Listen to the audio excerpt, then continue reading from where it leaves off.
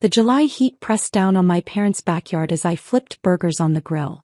My daughter, Maya, sat on the patio, her laptop balanced on her knees, fingers flying across the keyboard. "Still at it?" I called over. She nodded without looking up. 12 years old and already more focused than most adults I knew. My sister Jennifer arrived late, her minivan releasing her 3 kids into the yard. Tyler was 14, Madison 12, and Brandon 10. They scattered toward the pool. "Sorry we're late," Jennifer said, not sounding sorry. She carried store-bought potato salad and wore oversized sunglasses. Traffic was insane. It was Sunday at noon. There was no traffic.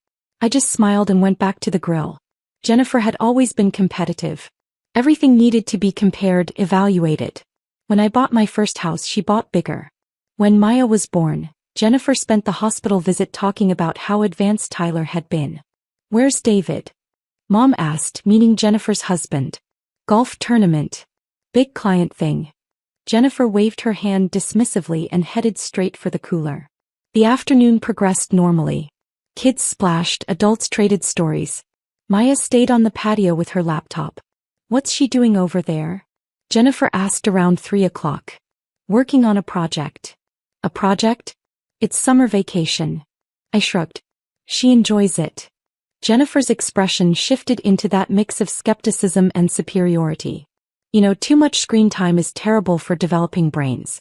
Madison only gets 2 hours a day." I didn't take the bait. But Jennifer wasn't done. She walked over to where Maya sat. "Hey, sweetie," Jennifer said. "What are you working on?" Maya glanced up briefly. "Code." "Code? Like computer code?" "Yeah." Jennifer laughed. "That's cute. Tyler took a coding class last semester. Got an A. He could probably help you if you're stuck." "I'm not stuck," Maya said quietly, her eyes back on the screen. I started walking over, some instinct telling me to intervene, but I was too slow. "You've been on that thing all day," Jennifer continued. "Why don't you take a break?" "I need to finish this." "Finish what?" "It's just a hobby." "You're 12. Jennifer's tone had shifted to irritation. Maya didn't respond, her fingers still moving across the keyboard. That's when Jennifer made her move. "Actually," she said, reaching down toward the laptop, "Tyler's tablet died and he's bored out of his mind. Why don't you let him use your computer for a bit? My kids need it more than you do right now." Maya's hands stopped. She looked up at Jennifer with an expression I'd never seen on my daughter's face before. Something cold and calculating. "My kids need it more?" Maya repeated slowly. "Well, yes. You've been hogging it all day and Tyler is actually interested in technology. He wants to check his gaming stats." The entire patio went quiet. Everyone was watching. Maya smiled. It wasn't a nice smile. "For what?" she asked. "They can't even turn it on." Jennifer's face flushed red. "Excuse me. Your kids. They can't turn on my laptop. It requires biometric authentication and a 16-digit passkey. Even if they could get past that, they wouldn't know what to do with what's on here." Everyone froze. Jennifer's mouth opened and closed. "That's incredibly rude. I'm your aunt and I'm asking you nicely to share." Maya closed her laptop and stood up. At 12, she was already almost as tall as Jennifer. "This is why Dad bought it." She walked to the patio table and opened the laptop. The screen showed lines of code, graphs, data visualizations, and a complex dashboard. "What is that?" my mother asked, moving closer. "It's an application I've been developing," Maya said calmly. "It's a resource management system for small medical practices. It tracks patient scheduling, inventory, billing cycles, and automates appointment reminders. I started building it 6 months ago." The silence was deafening. "You built that?" Uncle Robert asked. "He owned a dental practice. I'm still working on it. The version I'm finishing today will be submitted to the Youth Technology Innovation Competition next week. First place is a $50,000 scholarship and mentorship with software developers at." Jennifer's face had gone from red to pale. "You're 12. I know how old I am." Maya's voice was perfectly even. "I also know that Tyler failed his intro to coding class. Madison told me at party. She said he copied his final project from YouTube and still got a C." "That's not," Jennifer started. "And I know your kids can't turn on my laptop because last Thanksgiving Tyler tried to use it while I was in the bathroom. He guessed the password wrong 5 times and locked himself out. I had to reset the entire security system. I stared at my daughter. When had this happened? How had I not known? Maya turned the laptop around so everyone could see the screen better. This module here handles insurance verification. This one manages supply reordering based on usage patterns. And this section creates automated financial reports. Uncle Robert, you said last month that your office manager spends 6 hours a week just on scheduling conflicts. My app would reduce that to about 20 minutes. Robert leaned in, his eyes wide. Are you serious? I'm happy to show you the demo. I've been testing it with Dr. Patterson down the street. She's a pediatrician. She says it's already saved her practice about 15 hours of administrative work per week. Dr. Patterson? Mom asked. Our neighbor. She's also one of my references for the competition. Maya pulled up another window showing an email exchange. She's agreed to provide a testimonial about the real-world application and effectiveness. Jennifer found her voice, though it came out strangled. This is ridiculous. You expect us to believe a 12-year-old built professional software. I don't expect anything, Maya said. I'm just explaining why I can't let Tyler use my laptop.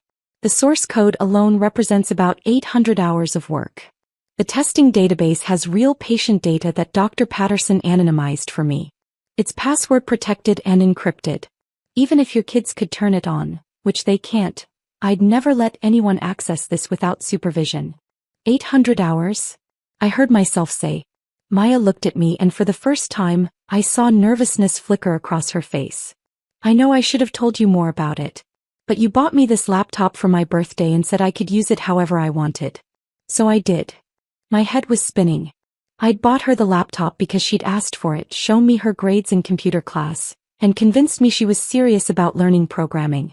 I thought she was taking online tutorials, maybe building basic websites. Not this. Let me get this straight, Uncle Robert said slowly. You built a medical practice management system from scratch. At 12. The database architecture is adapted from open-source frameworks, Maya said, like that was supposed to clarify anything. But yes, the application layer, user interface and integration protocols are all original code. About 42,000 lines so far. Tyler had wandered over from the pool, dripping water on the patio. I don't get it. What's the big deal? It's just a computer program. Maya looked at him. Tyler, can you code in Python? I mean, a little. We learned some in class. Can you implement a RESTful API? Silence. Can you write SQL queries to manage relational databases? More silence. Do you understand object-oriented programming principles, asynchronous processing, or how to secure authentication tokens? Tyler's face was bright red now. Shut up. You're just trying to sound smart. I'm trying to explain why you can't use my laptop. Maya's voice remained calm. This isn't a toy. It's a professional development environment. And yes, I do sound smart because I've spent 800 hours learning how to build something useful instead of playing video games. Jennifer exploded. How dare you speak to my son like that? This is exactly what I'm talking about. You've let her become arrogant and antisocial, staring at screens instead of developing normal social skills. Jennifer, my father said quietly. It was the voice he used to use when we were kids and things had gone too far. Maybe sit down. I will not sit down. She's being incredibly disrespectful and nobody's correcting her. She's answering your question, I said, finding my voice finally. You asked why she couldn't share her laptop. She's explaining. By insulting my children. By stating facts, Maya said. I wasn't trying to insult anyone. Tyler asked what the big deal was. I explained. The competition judges will ask me similar questions. If I can't answer them clearly, I won't win. Competition, Jennifer scoffed. What competition is going to take a 12-year-old seriously? Maya pulled up another window. The Youth Technology Innovation Competition is sponsored by the National Science Foundation and Google. Last year's winner was 15 and developed an algorithm for predicting flood patterns. She's now working with NOAA. The year before, a 13-year-old created an app that helps identify skin cancer early. It's being tested in clinical trials. She scrolled down to show a list of past winners. Their ages, their projects, where they were now. Stanford. starting their own companies, getting patents. The preliminary judging is based on submitted code and documentation, Maya continued. If I make it to the finals, I'll present in Seattle in August. The judges are actual software engineers and technology executives. They don't care how old you are. They care if your code works. Uncle Robert was scrolling through something on his phone. I'm looking at this competition website. The application requirements are insane. You need letters of recommendation from technology professionals, documentation of your development process, security audits if you're handling any kind of sensitive data. He looked up at Maya. You have all this? Dr. Patterson wrote one recommendation. My computer science teacher wrote another. And I hired a freelance security consultant to audit my code last month. It cost me all my birthday money, but she found 3 vulnerabilities I'd missed. You hired a security consultant? I asked weakly. You can find them on freelance sites. He was really nice. She also gave me some advice about how to improve my encryption. Jennifer was still sputtering, but no one was paying attention to her anymore. My mother had pulled up a chair next to Maya, asking questions about how the app worked. Uncle Robert was taking notes on his phone. My father was looking at me with an expression I couldn't quite read. Tyler had slunk back to the pool, his face burning. Madison and Brandon were watching from a distance, whispering to each other. So when you said you were working on a project, I said to Maya, you meant this. The whole time. She nodded. I didn't want to say too much until it was done. What if I couldn't finish it? What if it didn't work? I wanted to have something real before I told everyone. This is definitely real, Robert said. Maya, I'm serious about wanting to see a demo. If this does what you say it does, I know at least a dozen dentists who would pay for something like this. The competition rules say I can't commercialize it until after judging, Maya said. But if I don't win, or after I do, I was thinking about licensing it. I've been reading about how to set up an LLC. Of course she had. Jennifer grabbed her purse. We're leaving. I don't have to sit here and watch my children be humiliated by some show-off who thinks she's better than everyone. I don't think I'm better than everyone, Maya said quietly. I just work really hard at something I care about. Come on, kids. Jennifer shouted. Get your stuff. Now. Tyler, Madison, and Brandon scrambled to gather their things, shooting glances at Maya that ranged from resentful to awed. Jennifer herded them toward the minivan, her face tight with anger. At the car she turned back. You know what? I hope you lose.